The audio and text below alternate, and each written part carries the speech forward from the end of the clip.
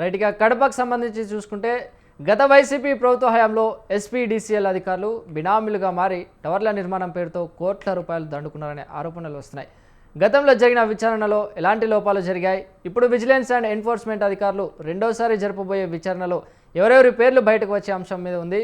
Right, ఈ అంశం మీద మనకి లైవ్ అప్డేట్స్ ఇవ్వడానికి మా రిపోర్టర్ సుబ్బారెడ్డి ఉన్నారు లైవ్లో. సుబ్బారెడ్డి, చెప్పండి.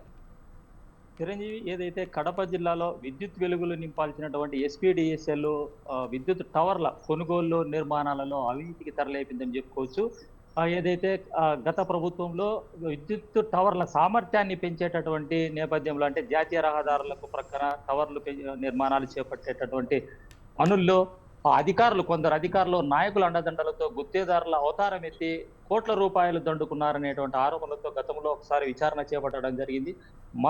రెండోసారి విచారణకు ఏదైతే విజిలెన్స్ అండ్ ఎన్ఫోర్స్మెంట్ అధికారులు పునర్విచారణ చేపట్టడానికి రంగం సిద్ధం చేసుకున్నారని చెప్పుకుంటూ నాణ్యత లేనటువంటి టవర్ల నిర్మాణాలకు, అలాగే సబ్ స్టేషన్లలో క్లాంపులు కొనుగోళ్లకు భారీగా గుత్తేదారులకు డబ్బులు కట్టబెట్టారనేటువంటి ఆరోపణలతో గతంలో విచారణ చేసినటువంటి దాన్ని మరోసారి విచారణ చేపట్టడం జరిగింది.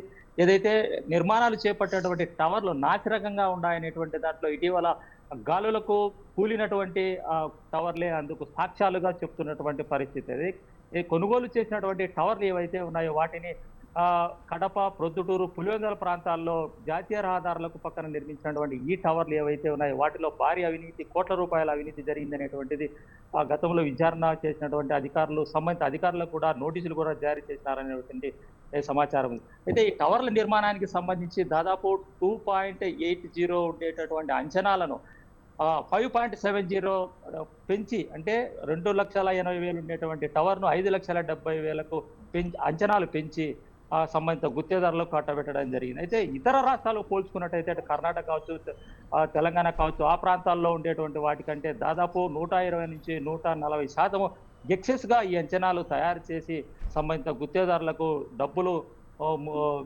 దండుకున్నారనేటువంటి ఆరోపణలు కూడా ఉండేటువంటి పరిస్థితి. అయితే ఈ టవర్లు కూడా నాసిరకంగా, అంటే బరువుకు సంబంధించినటువంటి వాటిలో కూడా నాసిరకంగా ఉన్నాయనేటువంటి ఆరోపణలు ఉన్నాయి.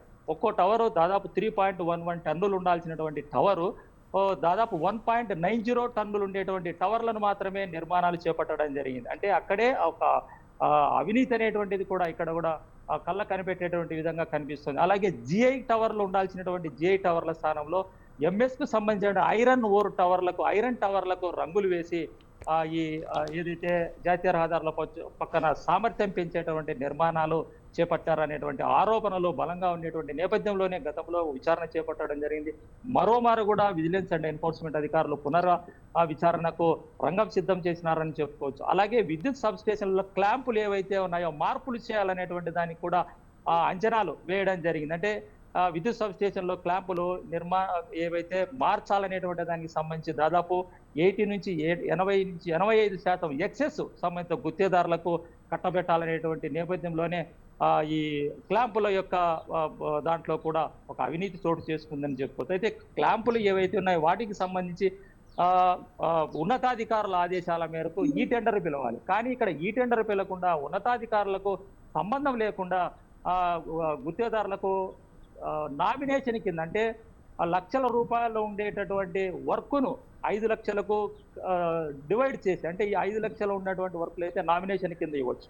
ఆ నామినేషన్ కింద ఈ వర్కులు కట్టబెట్టి అందులో కూడా దోపిడీ.